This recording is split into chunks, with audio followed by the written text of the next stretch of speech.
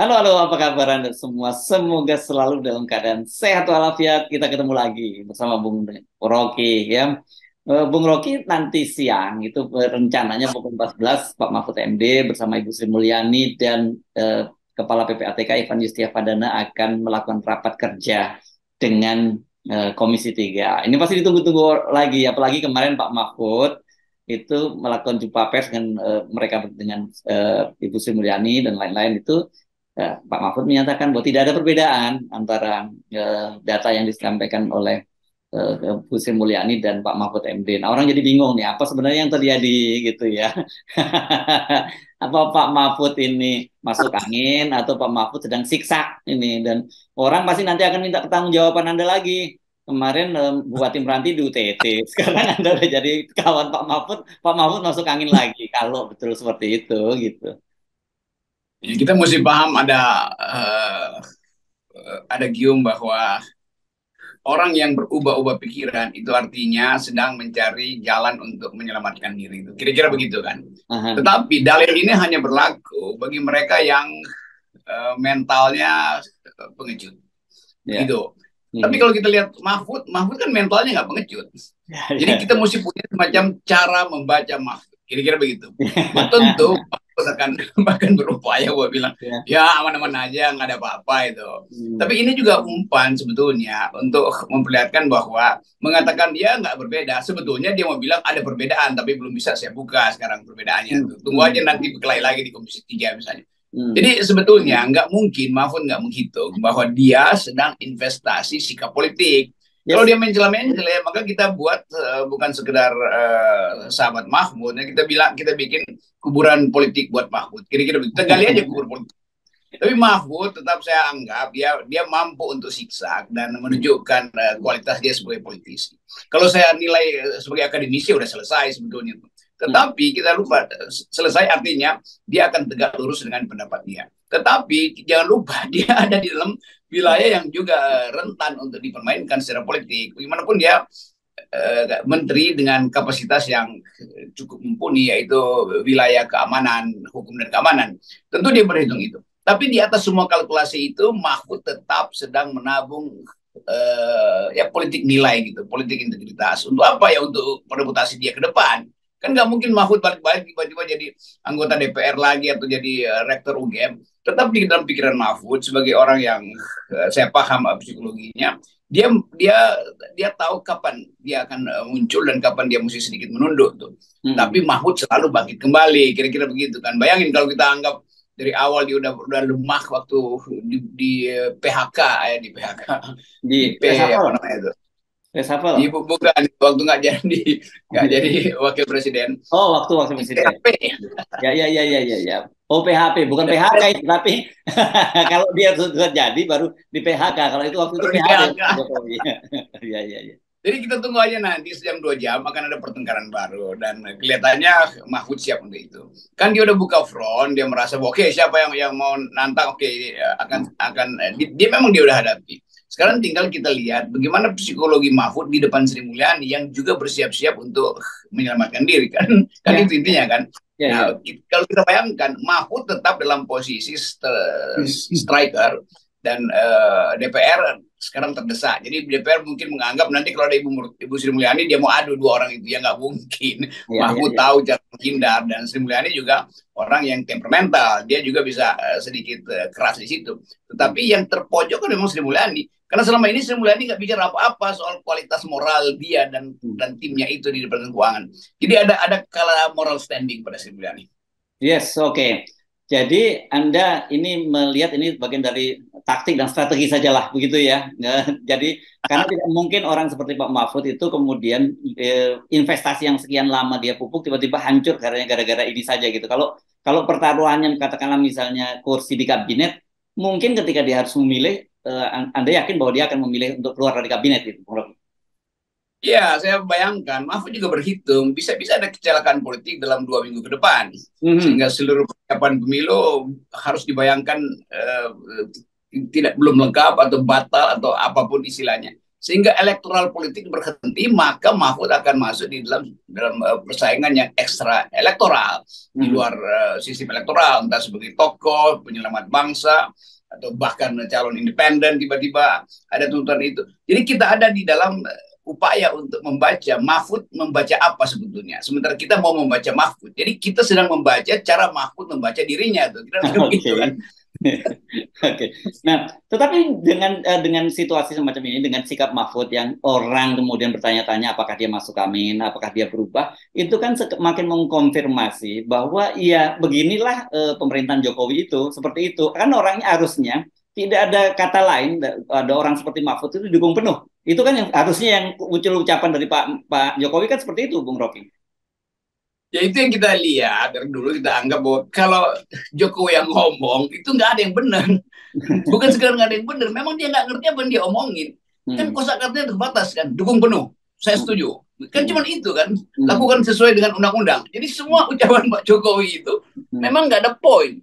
Jadi kalau dulu Pak Mahfud bilang saya dukung penuh Mahfud, ya itu cuma ucapan basa-basi aja buat headline karena ada pers bertanya. Tinggal Mahfud yang menentukan dia mau teruskan pengetahuan dia. Kan nggak mungkin orang kalau begitu Mahfud ya itu hoax juga dong. Kan dulu kita udah tuntut kan, Anda bikin hoax ya, dan itu artinya reputasi Anda juga akan jadi hoax di ujungnya kan. Jadi tetap di dalam analisis yang lebih lurus, kita tahu Mahfud sedang menabung etika politik demi masa depan karir politik dia, dan sekarang dia diganggu justru oleh DPR. Nah, gangguan itu kemudian dibaca mungkin oleh Presiden Jokowi. Presiden Jokowi lalu mulai kasih kalimat sindiran pada Mahfud. Wah iya, saya bilang memang dukung penuh, tapi jangan terlalu jauh. Nanti Ibu Sri Mulyani juga nggak bisa mengucapkan hal yang bisa membuat kita tenang. Kira-kira begitu. Walaupun Jokowi nggak ucapkan, tetapi Mahfud sebagai orang yang selalu tiap hari bertemu Pak Jokowi, dia bisa membaca sinyal itu. Di ini kalau FNN kan cuma membaca sinyal-sinyal yang diucapkan lewat penampilan publik mereka. Kita nggak tahu bahasa tubuh Pak Jokowi di depan Pak Mahfud dan bahasa tubuh Mahfud di depan Jokowi gitu. Ya. Yang sampai kepada publik itu adalah ucapan Pak Jokowi yang ditirukan oleh Pak Mahfud, ya, bahwa dia diminta untuk buka-bukaan gitu kepada publik. Itu yang disampaikan oleh Pak Mahfud. Itu tidak tahu apakah seperti itu yang disampaikan oleh Pak Jokowi persis seperti itu atau ada soal-soal lain. Tapi tetap saja orang menangkap dengan kenapa Pak Mahfud perlu siksak semacam ini, ya memang tidak ada niat penuh untuk mendukung kasus ini. Sebenarnya kan gitu, mudah banget kan dia membacanya. Nah itu akhirnya kita mesti simpulkan begitu, walaupun ini kesimpulan sementara karena lagi nunggu pertemuan di DPR. Tapi tetap istana itu begitu. Jadi orang yang masuk istana nggak mungkin jadi radikal, kan begitu. Nggak mungkin Mahfud secara frontal mau menghajar Sri Mulyani karena dia tahu Sri Mulyani berbohong, kan nggak bisa begitu. Lain kalau Mahfud udah nekat, oke ini udah ada gempa bumi politik, mending dia hajar supaya dia jadi maksimal sebagai orang yang hendak menegakkan integritas. Tapi selama Mahfud ada di istana dan tetap setiap hari bergaul dengan kabinet, mungkin dia merasa bahwa kok kalau dia sendirian kabinet nggak ada dukungan dia. Maka sebagai politisi nalurinya muncul. Oh kalau begitu dia siksak dulu deh. Saya siksak dulu, kira-kira begitu kata Mahfud dalam dirinya tuh. Jadi ini adalah siksak pertama. Nah biasanya kalau siksaknya itu setirnya itu kurang bagus, itu bisa masuk ke gorong-gorong nanti itu. Jadi hati-hati Pak Mahfud. Mau siksak kita di dalam keadaan jalan yang berlumpur itu berbahaya, jalan yang penuh tetesan oli. Nah oli-oli politik ini yang lagi ditaruh oleh partai politik. Dan semua partai politik menganggap kalau kasus ini dibuka, wah gawat, banyak hal yang akan terlibat, ketua partai lah atau anggota DPR yang nitipin uang untuk partai politik. Jadi kita duga dari awal memang di dalam uang 349 triliun ini ada mengalir uang partai politik. Nah itu yang menyebabkan Jokowi pasti agak panik karena begitu dia tahu ada uang partai politik, wah itu bahaya tuh. Jadi kelihatannya Mahfud juga paham itu. Tapi publik udah rumuskan di dalam transaksi 349 triliun itu pasti ada dana busuk politik. Nah itu yang mau kita ujikan pada Mahfud. Mampu nggak untuk memberitahu bahwa memang itu dana busuk? Ya, dan mesti kita ingatkan ini Pak Mahfud ya, ini siksaknya Pak Mahfud ini di injury time. Dan kalau permainan sepak bola ini ada di depan gawang sebenarnya ya. Jadi walaupun siksak, fokus harusnya pada gawangnya itu di mana gitu, ngegulkannya itu di mana gitu. Ya kita takut, bukan kita takut, kita tahu Mahfud bisa memanfaatkan timing, Hmm. tapi dia bisa dikejar juga oleh cuaca itu. Tiba-tiba dia lagi beli waktu, hujan turun sehingga batal pertandingan itu tuh Hmm. oleh wasit. Atau ini bubar aja tuh, Hmm. sehingga Mahfud nggak, ya dia bermimpi untuk bikin victory lap tapi nggak nyampe juga nantinya. Ya, ya, Jadi ya. Pak Mahfud hati-hati itu, ini masih musim hujan dan hujan politik itu bisa menggelincirkan dia keluar lapangan. Yes.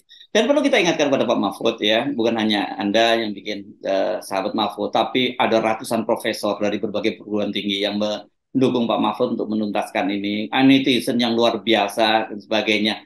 Ini jangan sampai Pak Mahfud sekarang ini hero, kemudian menjadi zero gara-gara hal yang kecil banget ini, kan gitu ya. Itu ujungnya begitu. Hari ini kita nilai, akan uji apakah Mahfud betul-betul malaikat yang jadi iblis dan memang nggak bisa keluar, atau Ya. udah jadi iblis lalu berubah jadi malaikat, nggak bisa lagi balik lagi jadi iblis. Jadi kira-kira itu, dan publik menganggap bahwa nggak ada soal juga sih Mahfud berhasil atau nggak berhasil. Toh situasi makro politik udah berantakan. Jadi kira-kira itu. Tinggal Mahfud melihat apakah situasi politik ini justru bisa dia kapitalisir untuk menegakkan kembali moral akademik di dalam kedudukan dia, atau dia akhirnya going native. Hmm. Going native artinya ya hilang bersama dengan sifat politik yang tukar tambah di dalam kabinet. Yes, oke. Jadi tetap saja akan menarik ini ya, apa yang terjadi di Komisi 3 nanti tidak mungkin anti klimaks gitu ya. Ya, itu nggak mungkin anti klimaks itu. Tetap Hmm. ada Big Bang baru, dan saya anggap Big Bang ini yang akan membuat politik dalam 2 minggu ke depan ini potensial untuk berubah drastis. Yes, dan kita tetap, Bung Rocky ya, kita sahabat Pak Mahfud MD, tapi selalu seperti kita katakan, kita selalu menyisakan ruang skepticism, dan itu penting dicatat oleh Pak Mahfud ya. Jadi ini bukan take it for granted ya, 0% buat dukungan Pak Mahfud itu ya, Bung Rocky ya. Iya, kita bilang sekarang kita sebut kita bikin sahabat Mahfud MD tapi sifatnya ad hoc ya. Ad hoc. Oke, Oke, 0% Bung Rocky ya. 0% ini yang final. Yes, oke, thank you.